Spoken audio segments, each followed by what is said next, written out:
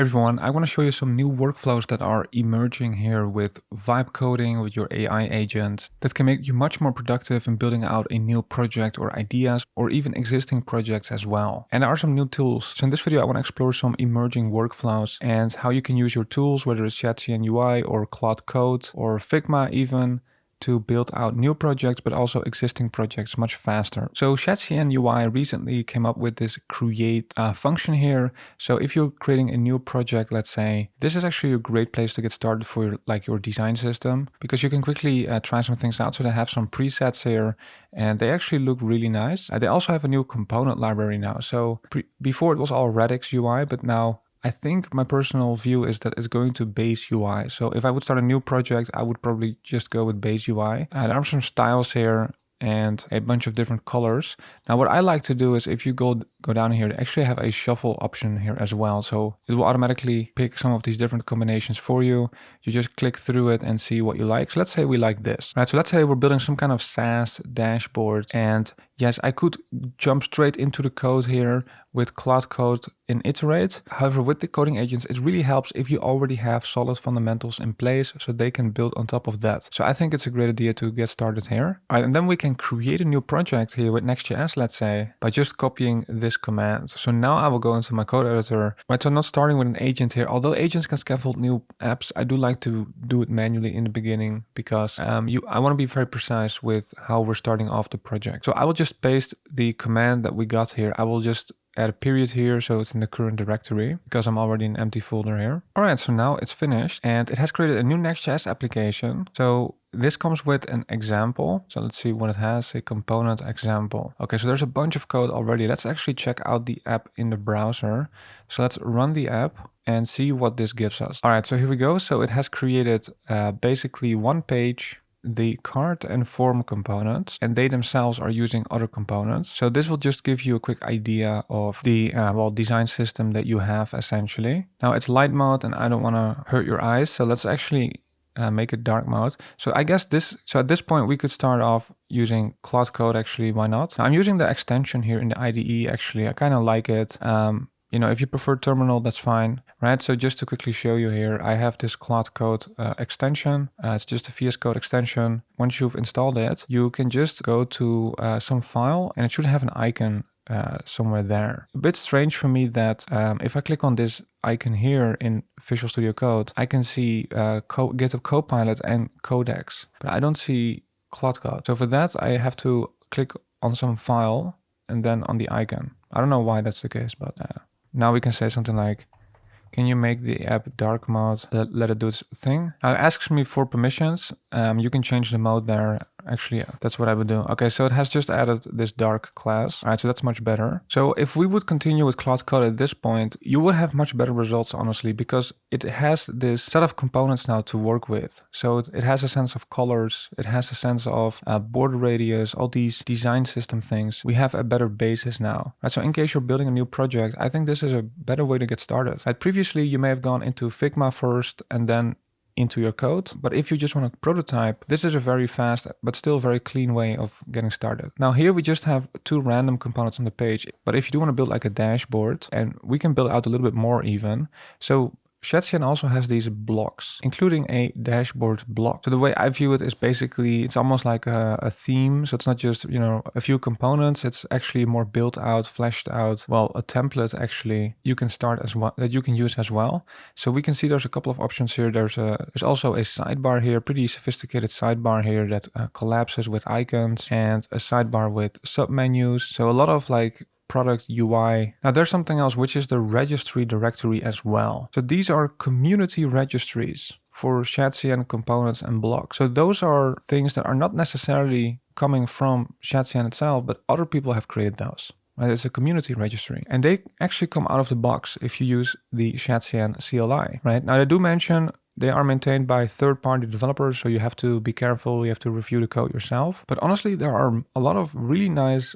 components in here. So you can really differentiate how your app looks, and so that doesn't look the same as all these other Shadcn apps. And you can manually add those, but Shadcn actually also has an MCP server now that you can use with Claude Code, for example. So for Claude Code, we can just use this command. And now, if I go here to my terminal and I add this, It's going to configure the MCP server, and that should do it. So now when we open up Claude Code again, let's see if that works. So we can ask it, do you have access to the Shadcn MCP server? And yes, it does. It's even going to show me the tools it can use. So it can get the project registries, the items in the registries. So it can do a bunch of things now. Now let's say we do want to add this block here.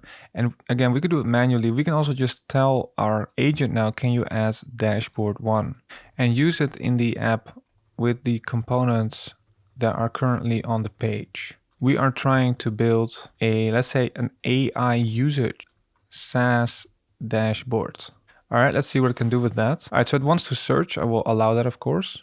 It's going to view the items. All right, it needs to get the command for that. And now it's going to install it. So we don't have to do it ourselves. We can just hand it off to our AI agent like we're already kind of used to, of course, but it works perfectly fine here with Shadcn as well. But let's actually wait for the results. All right, so this took a couple minutes. I did a lot of things, even a component audit checklist. But now if I go back, we have an amazing dashboard in that style or with that design system that we picked in the beginning. So look at this, with just a few prompts, but with the right start, you can build an amazing app in literally minutes. I think this is pretty amazing. Even just a year ago, 2 years ago, this would have taken so much time. But with AI these days, it's just crazy what we can do. Now, this is of course still based on the Shadcn. So we have charts here. Even if I hover them, you can see we have a nice like a popover effect. I can switch between these tabs here. All of this is responding to the user interaction. You can even drag and drop this. These components are really good. And yeah, so I think if you're starting a new project, I would go with picking a style on the Shadcn website, and then probably you want to go with one of those blocks, and the MCP server may be a great help. So this is great with just trying out and quickly prototyping, but at some point we may want to have some custom design as well. Because maybe we already have a particular brand in our company and it's slightly different from this. You may want to work on edge states as well, like a loading state or an empty state, or how the interactions should go, for example. So I would say with this, we get maybe like 70% of the way there. At some point, in my experience, we still want some kind of custom design at some point. Now, if you are using Shadcn in your product and you want to at least partly design with that, there are actually some options of bringing in Shadcn here in Figma as well. So here on the Shadcn website, they do mention a few free options as well as some paid options. So if I pick this one and I open that one up here in Figma, we get the components here in Figma as well. Right, so here we have Shadcn components, and I can use this to create some design. So we could try to manually use these components to build out some custom designs.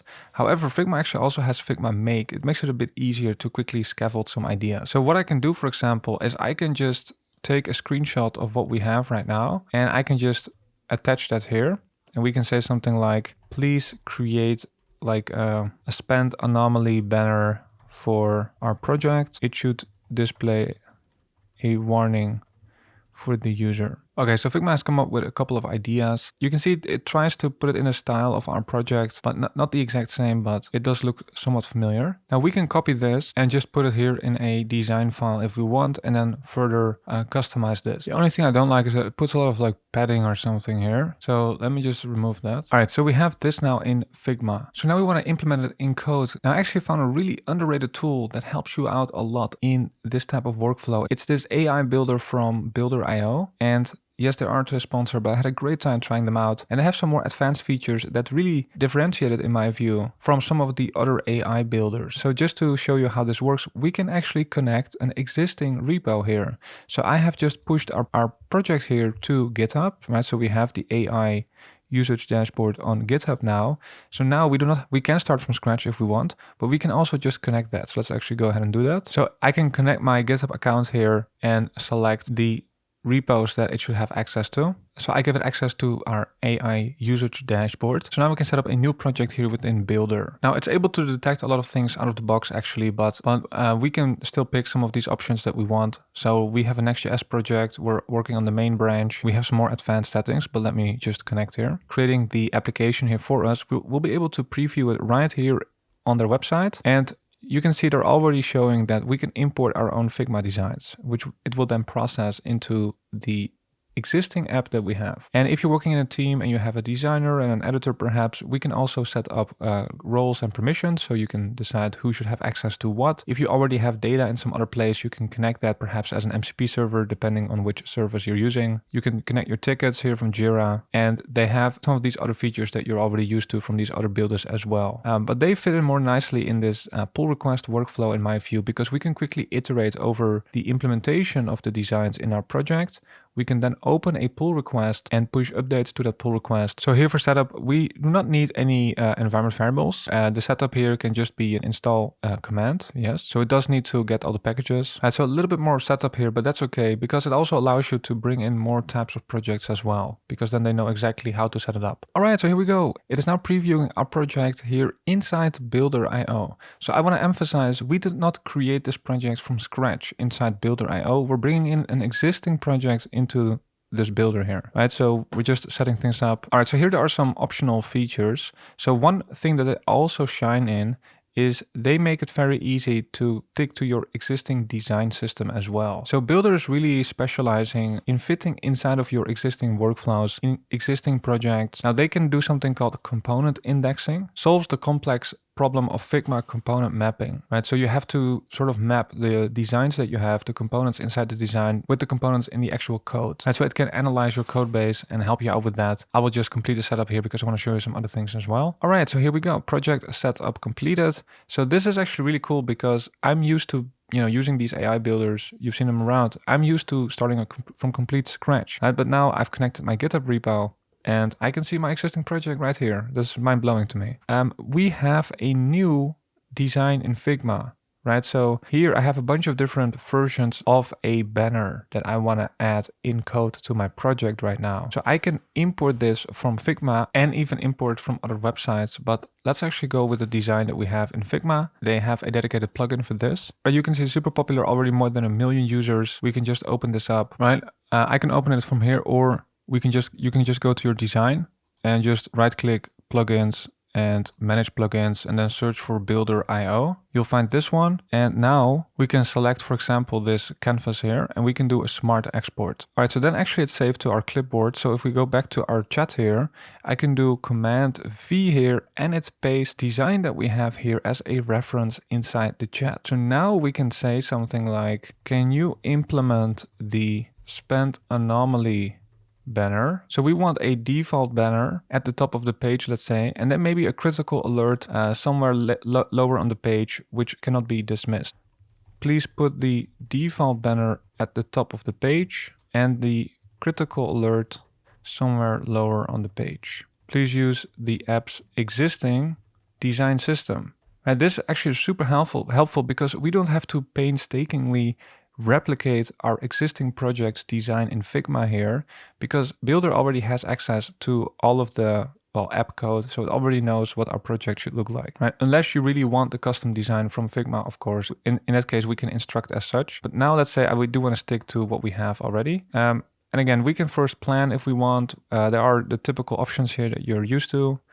We can also add integrations here and files and contacts, but let's actually see what it can do with this. I'm going to go ahead and submit a message here. All right, so it's going to go ahead and try implementing this, and we can see the tool calls and we can get notified when the task completes. That's nice. So I will allow this and I'll get back to you when it's finished. Now, actually, I can already see that it has properly added this really nice in the right place, actually. So that's really nice. We can also see that it's taking screenshots. So this agent here is probably able to visually inspect what it has changed here on the page as well. It typically does make a significant difference in the results that you get. And so far, this looks really good. And we can see that the other one has also been added here. So great result here so far. It's just checking its own work now with taking a few screenshots. It's even checking the mobile view. So it's pretty aware of the responsiveness as well, and it's going to verify the desktop view one more time with a better width, taking a screenshot for that as well. So really liking the agent's work here so far. All right, so it's finished, and I think the result is great. We can preview it in a new tab here as well. So in a new tab, loads super fast, by the way. We have the alerts here displaying properly, if I click on it, it actually works as well. So great result. And we can see that the design fits in really nicely here as well. So let's say we like the result. We can directly open a pull request from Builder here. So if I click on this, it has opened a pull request, which we can view right here on GitHub. And we can see the actual code changes that it has made as well. By the way, we can also download the code here, duplicate a branch and so on. So it will automatically create this branch here. All right, so here we can see what it has done. We can see the code changes it has made. And if we go to files changed, we can see some of the code updates it has done here. It has created a spend anomaly component, and that is the component here. The code looks great. So really slick way of integrating the Figma design into our app here. Now, there are so many other things I could do here. We could also copy multiple designs here. Maybe you have an empty screen and a loading screen. We can paste all of that here in one go, so it can reference those while it implements the different states, and it respects your existing components and design. So I can create a new chat here, and I could continue iterating here, because maybe we also want to add like a budget progress strip. Can you add a budget so you have like a loading bar, but more like for a budget? So if we do this, all right, so it's gonna first explore the code base to understand the current structure, right? So it should pick up on the fact that we have Shadcn installed, and that we probably want to use those components in case that makes sense to do so. All right, now I did have to prompt it one more time to use the Shadcn components, but now if you take a look, we have a beautiful bar here at the top.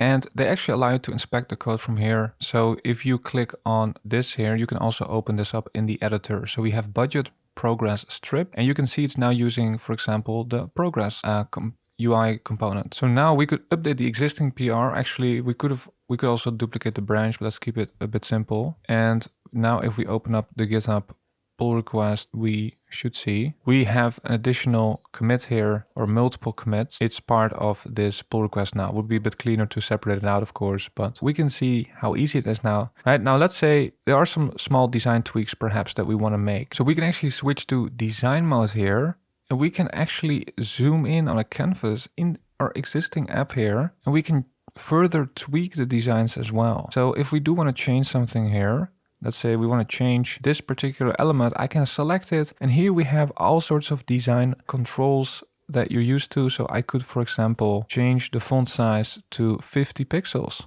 Manually here, we do not have to prompt, use tokens, very specific with what we want.